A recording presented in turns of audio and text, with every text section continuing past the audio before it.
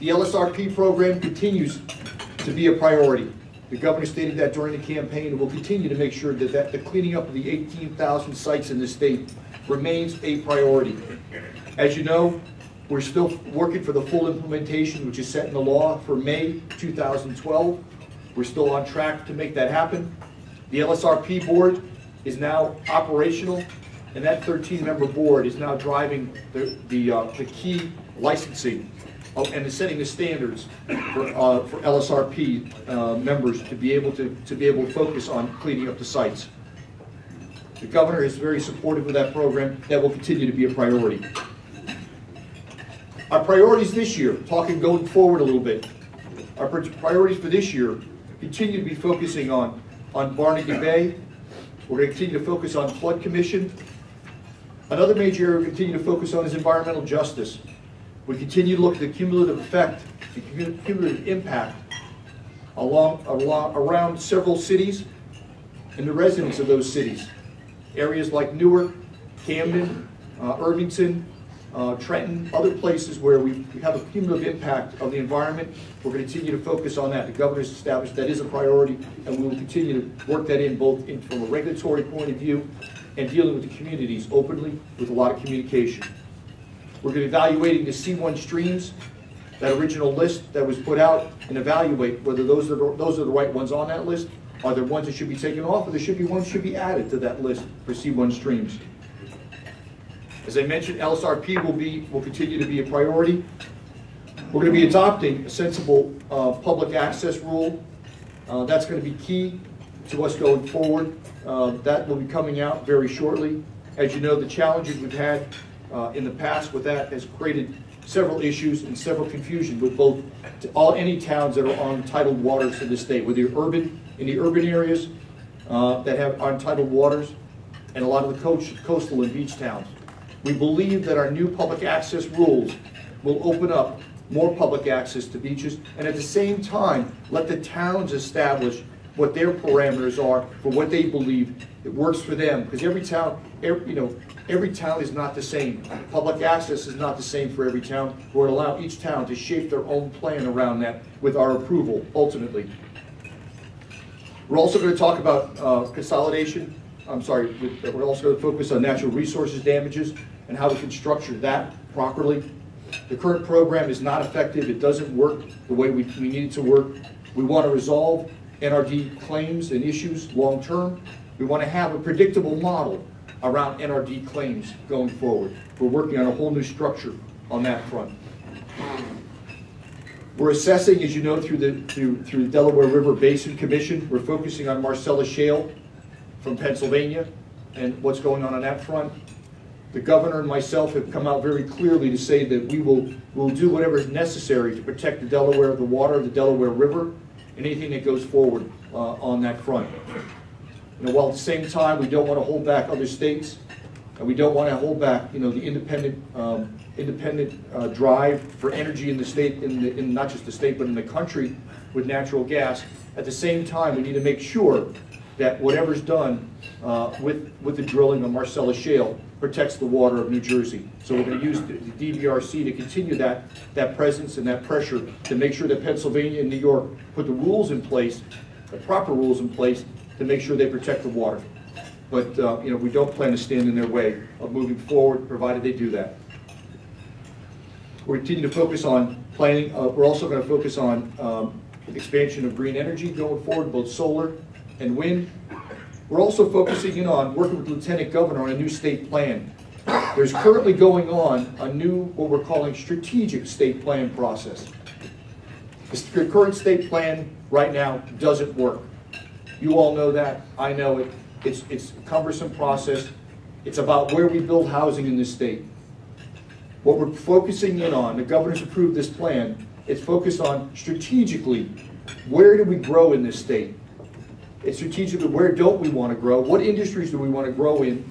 And starts to take a view on a regional basis, not on a town-by-town basis, not on a lot-by-lot basis, but understand broadly, set the overall strategic plan for the state long-term on where we want to grow, what industries we want to grow in, and how do we grow long-term.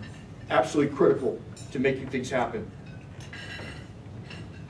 And the last major area we're going to focus on for this upcoming year is to make sure that we create sustainable funding for the parks. The parks are a critical part of the state. We barely are keeping them open right now. And long term, we need to make sure that the parks are retained. We've got 39 parks in this state. You know, overall, the state manages over 800,000 acres between parks and wildlife areas. Those are incredible assets for our families and for the children long term of this state. That's going to be a priority. Our park system, we have over 19 million visitors every year. They're an incredible asset. They need to be maintained, and they preserve a lot of land for the future. The last item I'd like to discuss is the waiver rule, which you probably all heard about. We proposed the waiver rule yesterday from the DEP. It's just being published this week. The waiver rule was put out there based upon the governor's executive order number 2, which called for sensible rulemaking, talked about common sense approach. It also called for flexibility in rules. There are just, as all of you know, there are way too many rules at the DEP that we have no option whatsoever to be able to fix. If somebody comes to us with a very specific situation and it makes sense, and that's just not builders and contractors trying to do stuff. But I tell you what, I've had situations where environmentalists try to remove dams off rivers and run into rules that we can't get around in certain cases. You know, we've run in situations where mayors have problems with certain cases where there's no exceptions on a beach or a CAFRA permit because the rules are too tight and we don't have the flexibility. What we're trying to do is create the flexibility in certain cases. This is not a free get out of jail card. It's not a free pass to anybody. It's got very tight constraints around it because it will be the exception. And that's what it's intended to be. It's intended to be exceptions in cases where we have situations where we have conflicting rules. And as I described earlier, you start taking the CAFRA and the freshwater wetlands and the flood hazard, you've got conflicting rules. This allows us to get around situations where we have conflicting rules. It also takes away, if somebody's going to have undue hardship cases, this will allow us to get around undue hardship cases, and we're going to set parameters around that. It'll also affect where, what I term, and this is a term I use a lot, where there's a net environmental benefit. There are cases where we say no to something in a regulation, and ultimately it's better off. The environment is better. We've acquired more land. We've acquired more natural habitat, but because the rule won't let us do it, we can't do it. So the environment would have been better off if I didn't have that rule in those cases. Well, in this case here, this allows us, or allows at least final approval to come back to me and say, you know, that makes sense for the state of New Jersey from an environmental point of view. I will allow that exception or that waiver to occur. And also for areas of public emergency, it gives you more flexibility than we've ever had before. In cases like we're seeing right now with flooding, in other cases, it gives us a lot more flexibility to be able to change rules for snow emergencies and flooding emergencies like we're seeing right now, and then other emergencies that arise. Allows us to get around certain rules to be able to get things done because it's in the public's best interest. So again, those are the kinds of things that we're going to have on that front. So I guess in summary, we're working very hard to transform the DEP. It's only 1 year in. We've gotten a lot done. We've got a lot more to go. We're not giving up. I've challenged all my people. I've challenged my senior team all the way down to everyone in my organization to change. We're going to continue to change. And again, as I tell everybody, don't be afraid to tell me your stories, good or bad. I'm hoping the stories continue to get better and better, but please give me your stories because we're changing at the DEP. Thank you very much. I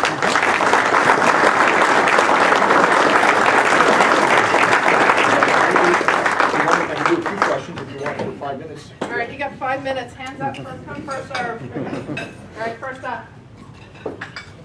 Yes, you're first. Go ahead. How many receptor evaluations were received in thousands, and what's the time frame for processing? I'm sorry, how many evaluations? Receptor evaluations came in March 1st? Oh, for EIT related? I'm sorry.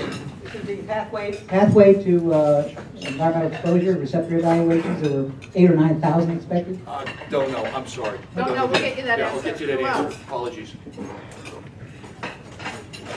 I've heard rumors about a possible extension on the LSRP requirement, May 12, 2012. Nope. No, I mean, the game plan is we're gonna get this implemented.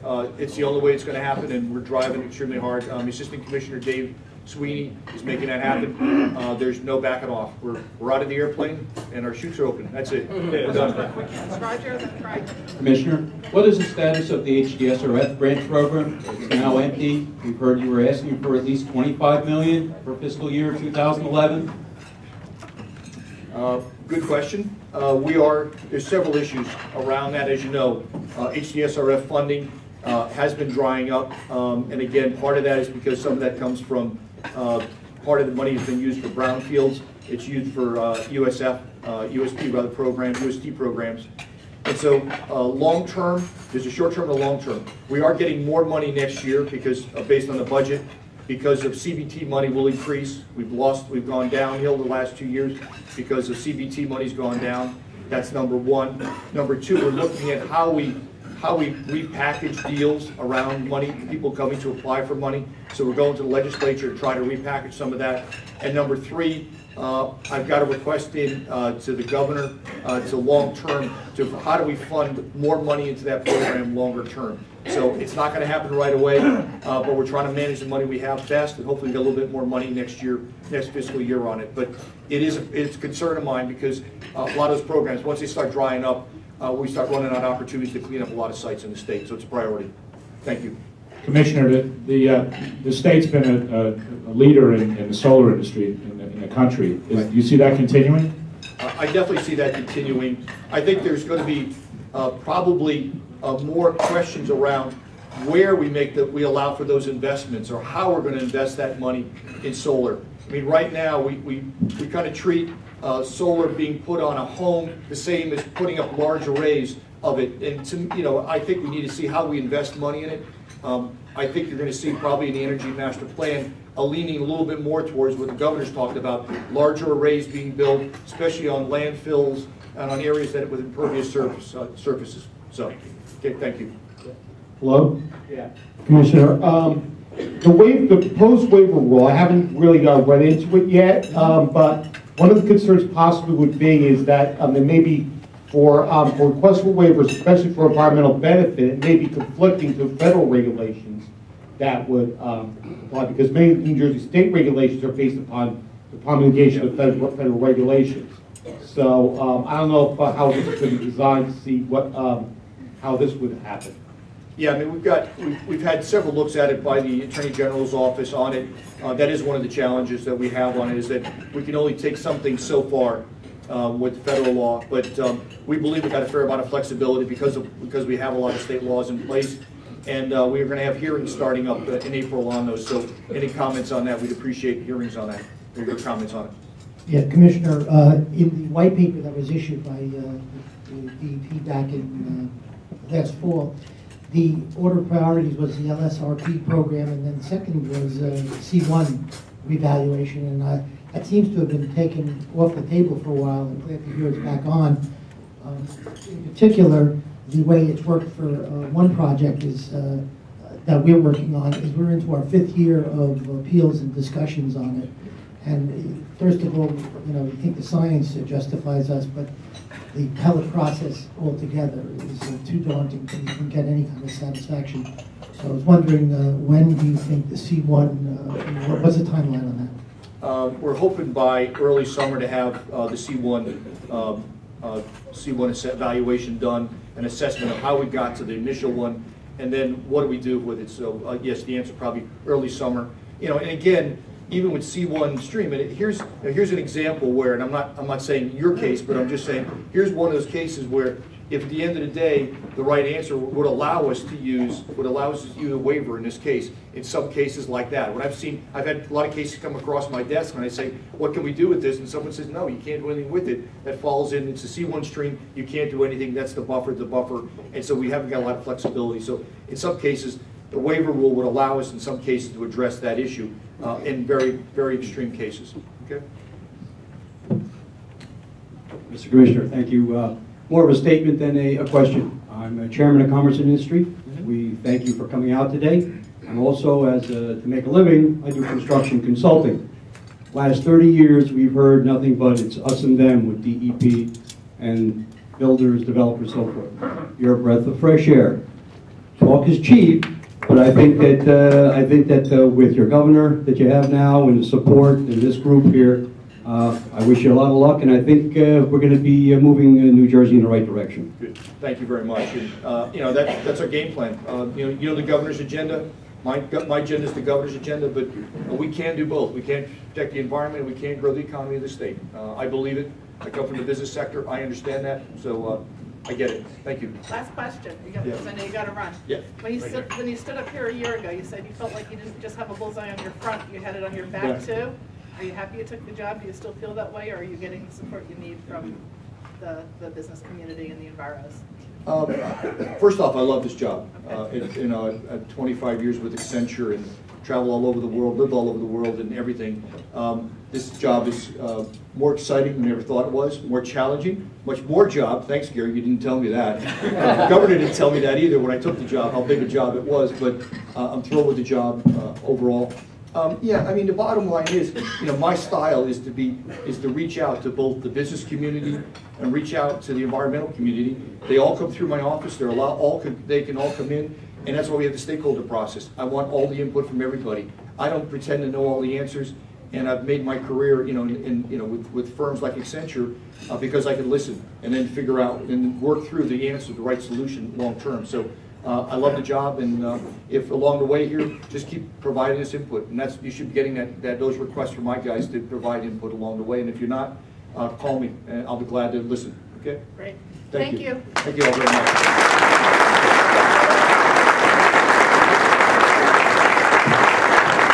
All right, one quick photo while our sponsors please come up to have a picture with the commissioner, and then he needs to get on the road. Go. Stay tuned. There's more.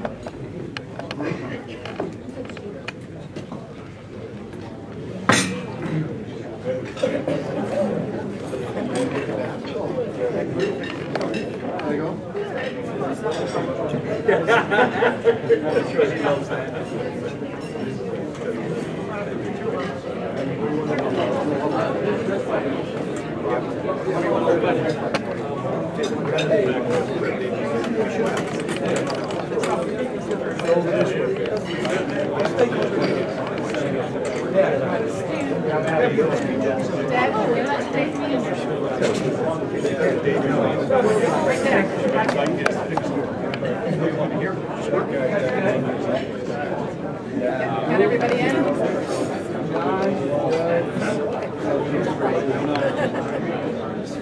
Got everybody. I'm going to take several. Yeah, I got it.